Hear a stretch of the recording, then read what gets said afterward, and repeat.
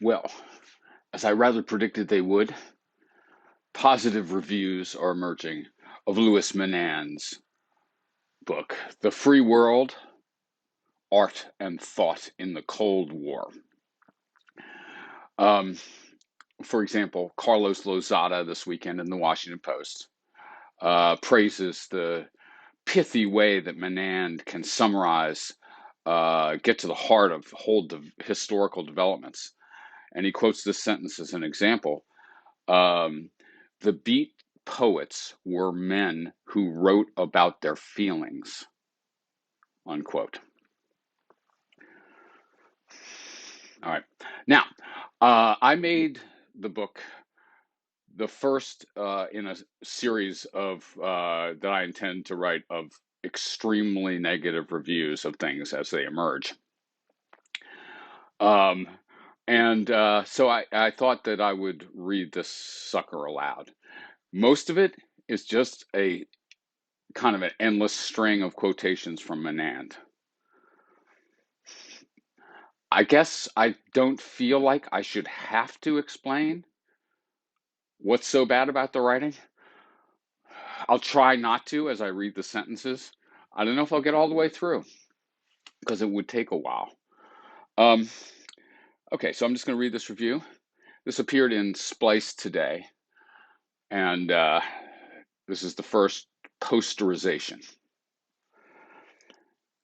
Louis Menand's The Free World, Art and Thought in the Cold War amounts quite precisely to a hill of beans, a gargantuan heap, mound, or pile, each being a capsule biography or mini narrative, giving the most conventional possible interpretation of the usual developments.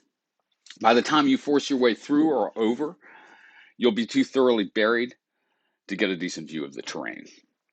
It's hard to believe that a writer as reputable as Menand, the Lee Simpkins Family Professor of Arts and Sciences, and the Ann T. and Robert M. Bass Professor of English at Harvard, and a publishing house as reputable as Farrar, Straus, and Giroux, could produce a book this bad.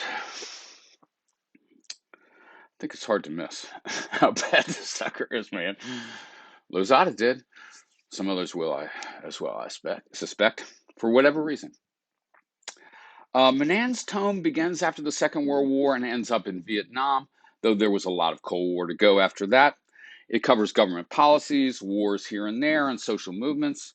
It covers paintings, novels, and essays.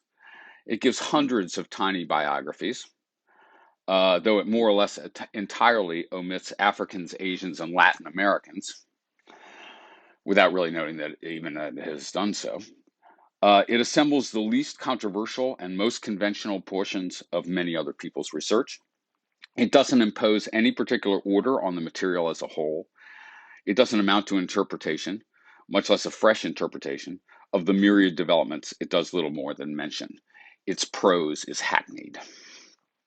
When deciding whether to commit to reading the publisher's proof of The Free World, I was reading it for the Los Angeles Review of Books. Actually, they didn't like this review, which is not surprising. Um, I should have taken Menand's words in the preface a bit more seriously.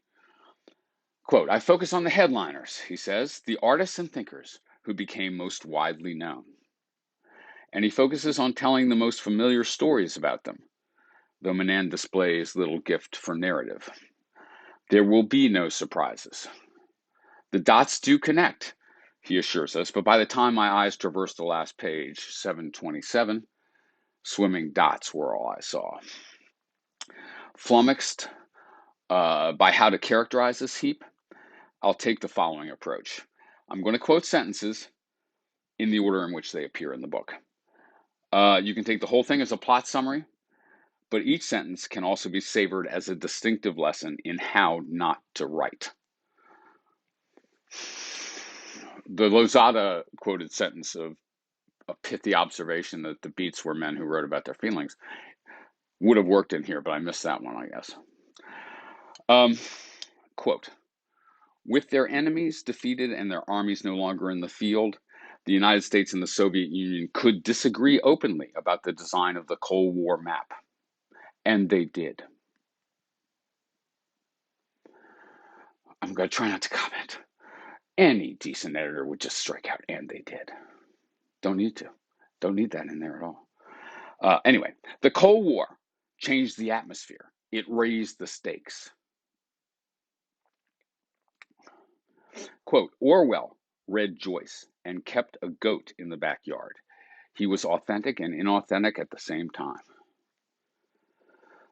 You don't get a whole lot more than that as a characterization of George Orwell's personality. Quote, the emigre was Hans Gerth, who had been educated at Heidelberg, where he knew Hannah Arendt, who was writing her doctoral dissertation, and Frankfurt, where he knew Arendt's first husband, Gunther Stern, who was writing his thesis. I guess he knew Frankfurt, or, really parse that sucker. It's just grammatically incompetent. Quote, Paris had enormous political significance, however. In the Second World War, quote, everything was set for a new culture hero to walk onto it, as if on cue one did. That's the typical style of historical explanation. As if on cue, the needed thing emerges. Quote, she was a handsome woman, and she had a boyfriend.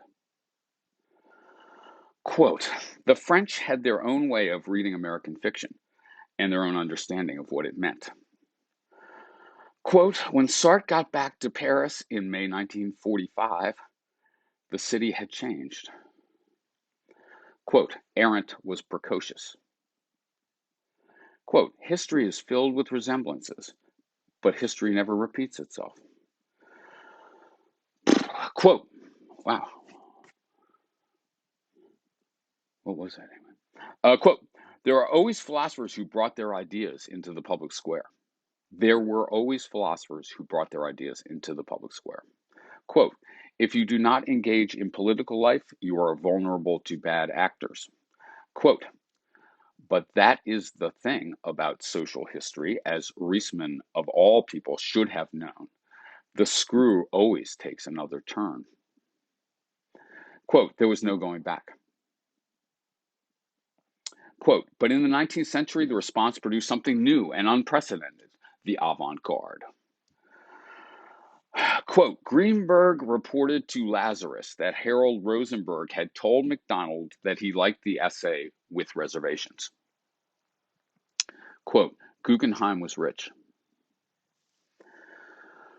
Quote, Orlovsky was from a broken family. He was born on the Lower East Side, where his father, a Russian emigre, tried and failed at a business making silk neckties.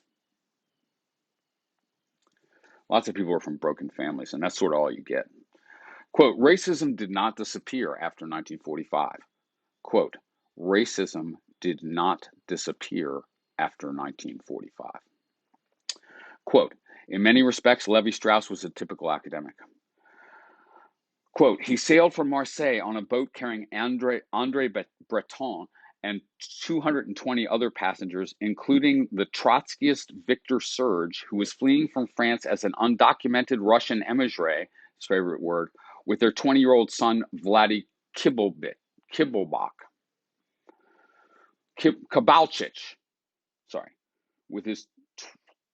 with the Trotskyist Victor Serge and his 20-year-old son, Vladdy Kibalchich.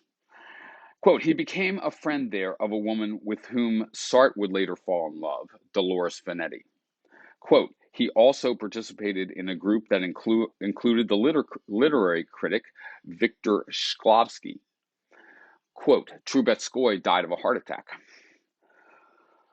Quote, Cage got married in 1935 to Xenia Andreevna Kashavarov, a young artist with exotic features. She had had an affair with the photographer Edward Weston. That's all she is, really. Quote, explore or omit. Quote, Isaac Rosenfield, a writer who was one of Saul Bellow's closest friends, they produced together a Yiddish translation of the love song of J. Alfred Prufrock. Glad I missed that one. Also visited. Quote, the artist Ray Johnson, who had been a student at Black Mountain lived in the building. Quote, her presence is sometimes elided in accounts of Rauschenberg's and John's artistic development, but when they had their breakthroughs, she was there. Quote, she and Cage would collaborate on a children's book, The Mud Book, which they were unable to publish. Key event in the Cold War period. Quote, the next year, the Italian composer Luigi Nono, who was married to one of Arnold Schoenberg's daughters, gave a lecture. That is a really typical sentence from this book. The next year, the Italian composer Luigi Nono, who was married to one of Arnold Schoenberg's daughters, gave a lecture. Quote, Cunningham and Cage's initial plan was to travel only as far as India, where they had been invited by Cage's old friend Gita Sarabi, and Japan. I'm not sure if they visited Japan or were invited by Japan, or both. Quote, this turned out to be significant. All right, you just mentioned it in your history of the Cold War. You obviously think it's significant. I just red pencil that one, of course. Quote, this is a good one. Freed, Clark, and Phillips were key, that is, Alan Freed, Dick Clark, and Sam Phillips were key actors, more accurately, nodes, in the production, performance, and dissemination of rock and roll. They helped transform it from a niche commodity into a mass market product, and they had a lot to do with giving it a sound, a look, and a level of energy. They were in the yolk of the egg, but they did not lay the egg.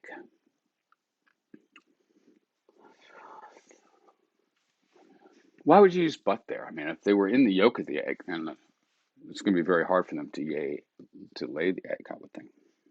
What the fuck are you doing? All right. Quote, he didn't sing, Elvis Presley, he didn't sing only for money. He sang because he was a singer. You got a lot of explanations along those lines, too. Why did people do X? Because they are Xers. Quote, Gladys was dynamic. People liked her, but the family was somewhat insular. Elvis was a bit of an outsider and sometimes got picked on. Quote, Sam Phillips had a vision. Quote, a musical genre boils down to a certain kind of sound. Quote, Lennon was a big personality. Quote, it was one of those moments where the universe was poised to plunge down a different path.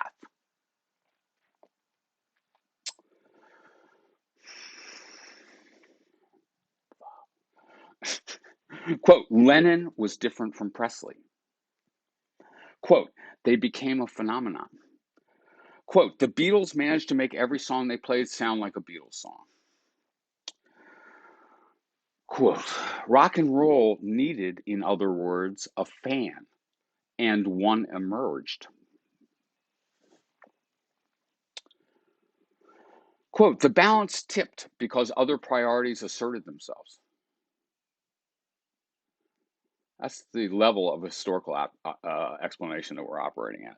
The balance tipped because other priorities asserted themselves. Quote, is there a problem with this? Berlin thought there was.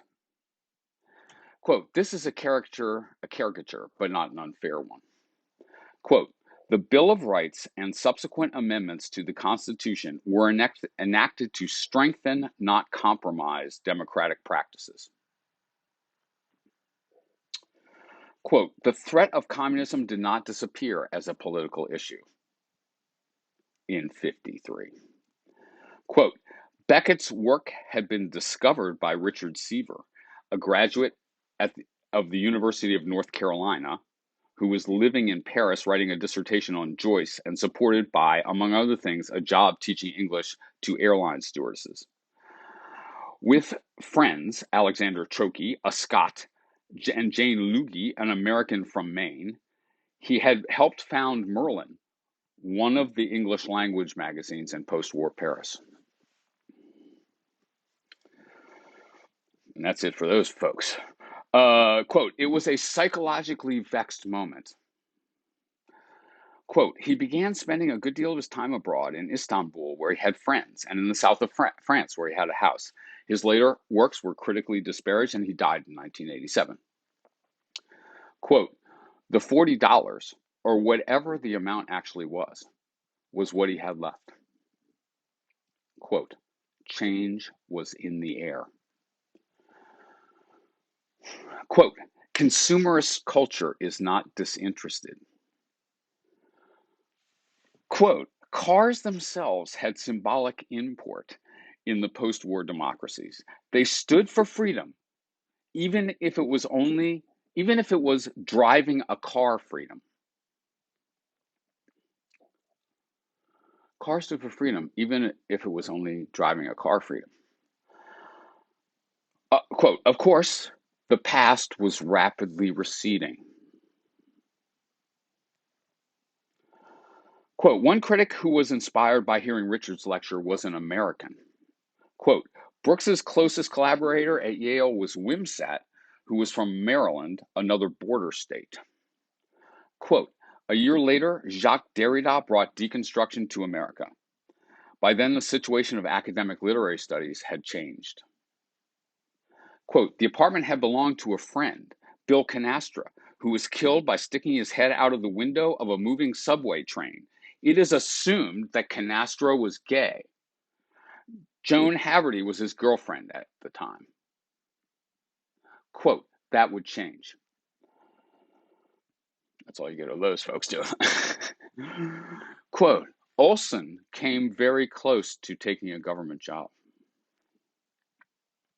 Quote, works of art and literature are make-believe. Theory is an effort to figure out why we create such things, what they mean, and why we care so much about them. Quote, deconstruction simply added language to the list of things we should not take for granted. It reminds us that the ice we walk on is never not thin. How about these observations about Andy Warhol? In the mid-60s, his studio on East 47th Street, known as the Factory, was a center of social mingling. Quote, Ivan Karp, who worked at the Leo Castelli Gallery and discovered many of the pop artists, gave a number of interviews. Quote, Malanga was not without an agenda. Quote, what drives art is art. Quote, in the summer of 1912, Duchamp spent 2 months in Munich. His stay there is somewhat of a mystery. Quote, analytically, there were three pieces to the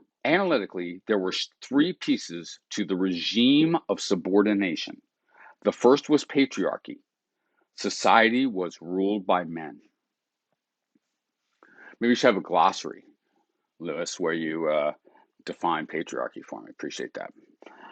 Quote, the country was about to shift from a manufacturing economy to a service and information economy. Let's just throw out all the commonplaces we can. Quote, when Sontag burst onto the intellectual scene in the early 1960s, there was no one like her. Quote, her father was asthmatic. Quote, it was a good time for independent filmmakers and a bad time. Quote, when they saw the lights of Times Square, they decided they had to stay. Quote, Sontag also knew about Yoko Ono's work. What did she make of it, I wonder? Quote, in Sontag's case, however, her interest went elsewhere than Yoko Ono because of an event with which she did become powerfully engaged. This was the war in Vietnam. That's how he introduces the war in Vietnam. It distracted Sontag from Yoko Ono. Quote, jazz was always popular in Paris. Quote, what Mailer learned at The Voice was the value of leading with your personality. He never forgot it. Quote, hip was very much part of the scene. Quote, Louis Armstrong came from a broken home. He was raised in an orphanage in New Orleans, okay. Quote, he must also have known that he would one day meet a fate that was always in the cards. He must also have known that one day he would meet a fate that was always in the cards. All fates are, I suppose. I know that. Quote, Glazer thought Baldwin was making the same mistake that he and Reisman thought people like Burnham and Mills made. Quote, what sort of year was 1964? It was the year after 1963, in which John Kennedy had been so notably shot. Quote, 3 months later, he would be dead. Kennedy was not a martyr for racial equality. Kennedy was not a martyr for racial equality, unlike what everyone asserts. Quote, he articulated a view of American culture that had wide appeal. Quote, a few years after leaving the party in a farmhouse in Vermont, he began writing Invisible Man. This is the eat, shoots, and leaves problem, right? And there are many of them. A few years after leaving the party in a farmhouse in Vermont, he began writing Invisible Man. Quote, it would be overtaken by events. Quote, and then the focus shifted. Quote, and the concept of black identity changed. Quote, the word cinema is French. If I start crying, you'll have to forgive me. Imagine my disillusionment with life and English and Harvard. The word cinema is French. Quote, the cinema is not only a business, it's also an art. Quote, French movie culture changed American cinema. Quote, Langlois did not finish his baccalaureate degree.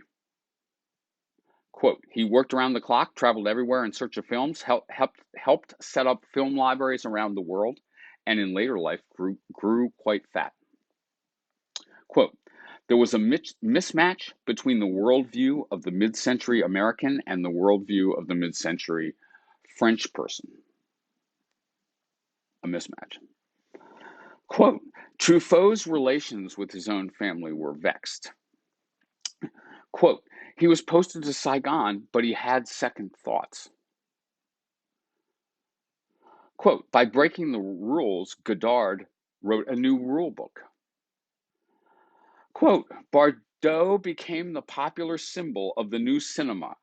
Her ass, this really takes a bizarre tone twist, but not a meaning twist because it doesn't really make any sense. But anyway, quote, Bardot became the popular symbol of the new cinema.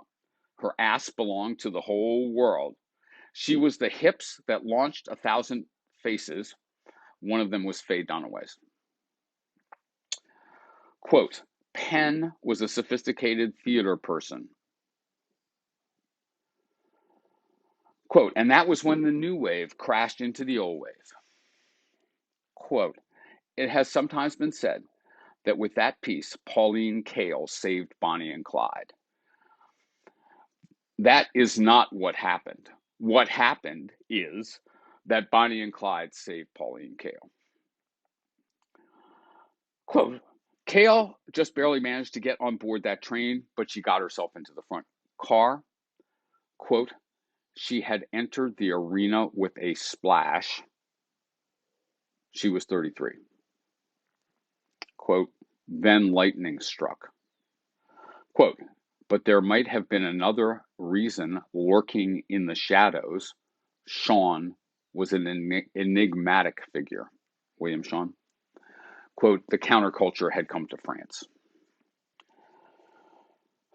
Quote, geopolitics helps to account for the U.S. government's concerns about the future of Indochina in the 1940s and 50s, a time when relations with the Soviet Union and China were hostile. This is on like page 400 or 500 of a book on the Cold War, and now he tells us that in the 40s and 50s, relations with China and Russia and the Soviet Union were hostile.